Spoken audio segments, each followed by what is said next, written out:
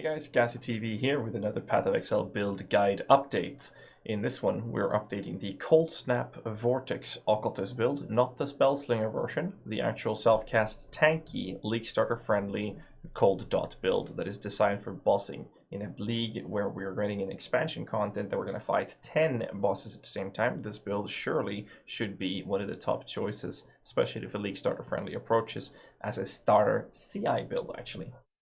This build has seen pretty much zero changes, and instead there's a few things that we're going to show you and talk about. I'm going to show you the changes that's been happening and how that's going to impact us, as well as mentioning the fact that the build guide for this one is linked in the descriptions below, and you can also check out the Cold Slinger version, which I'll be posting on poe-vault.com in the coming days before 3.13 if you want to do the slightly faster clear speed but less tanky version. So basically, there are no changes whatsoever to this build. It is crazy good. The Frostbomb changes also increase the damage approach that you're doing with that one, so we actually gained a lot of DPS from that alone.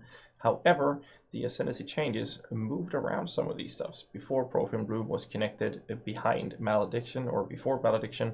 Now they split this up, so there's a few more choices that you can do. However, I will be sticking with the choices I had originally, which is going for Void Beacon to reduce enemies to cold resistances, as well as reducing their life regen, into Frigid Wake to get that extra damage, which is now 15% more cold damage. And as you can see here, what they did is that instead of having 20% cold damage over time multiplier, we now lost 5% multi, and it's just 15% more cold damage in general. However, what this does is actually increasing our initial hit damage, which the previous modifier did not do.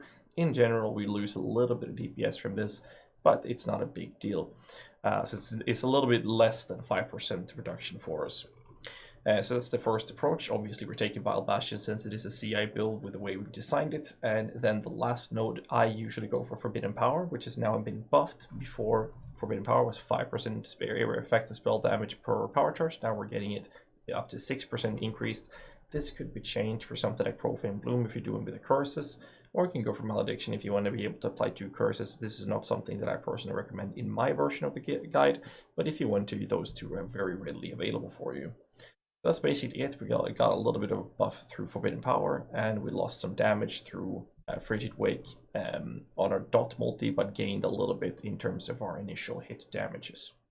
That's about the only changes I have on the Occultist version. Like I mentioned, the Spellslinger version, the Cold Slinger, will be posted on the same website as well in a couple of days from now, or maybe tomorrow or something. It depends on how much time I have.